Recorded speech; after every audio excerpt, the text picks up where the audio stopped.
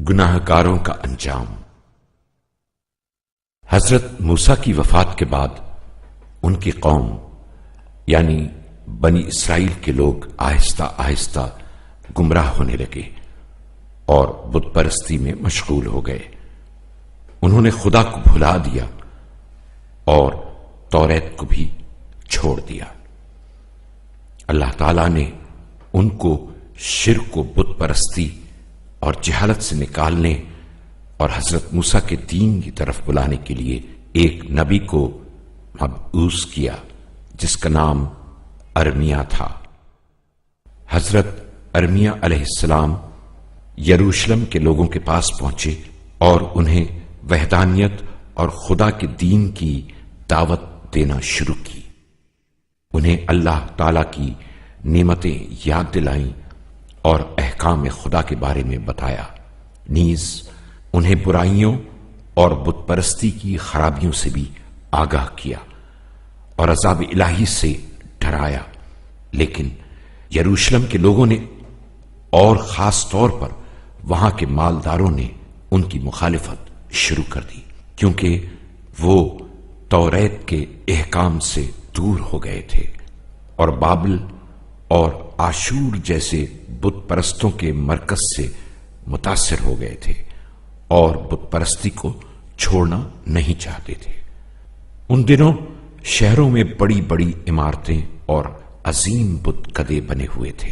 وہاں کے لوگ بتوں کو سجدہ کیا کرتے تھے، ان کی مخصوص رسموں اور رواجوں پر عمل کرتے تھے۔ وہ امیروں جیسا لباس پہنتے اور رقص و سرور کی محفلیں منعقد کیا کرتے تھے۔ وہ اپنے گھروں میں سونے کے بت سجاتے تھے، جس کی وجہ سے یروشلم کے لوگ ان کی شان و شوکت کے دیوانے ہو گئے تھے۔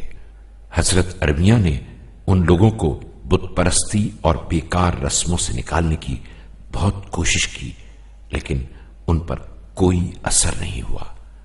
ایک دن آپ یروشلم کے مرکزی علاقے میں پہنچے تو دیکھا کہ وہاں پر بہت سارے لوگ جمع ہیں۔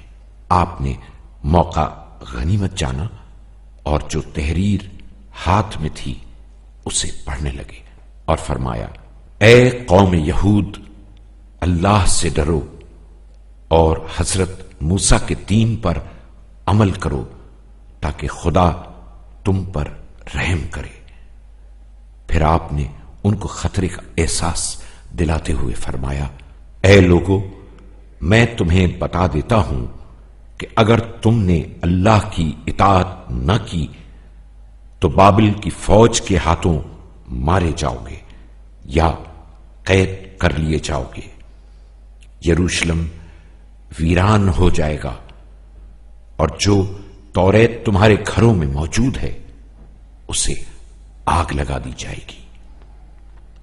یروشلم کے بادشاہ نے جب یہ سنا تو اس کو بہت غصہ آیا اور اس نے اللہ کے نبی حضرت ارمیا علیہ السلام کو ایک تنگ و تاریک قید خانے میں ڈلوا دیا۔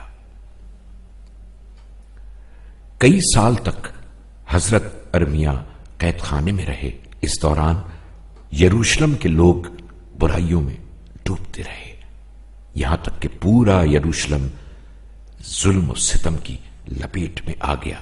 اس زمانے میں بابل پر بخت النصر کی حکومت تھی، جو بہت ظالم انسان تھا۔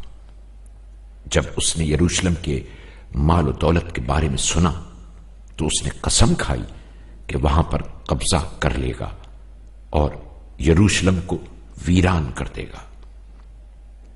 بالآخر وہ دن بھی آ گیا اور یروشلم کے لوگ جو کہ بت پرستی میں مشغول تھے، اچانک انہوں نے ایک عجیب چیز دیکھی۔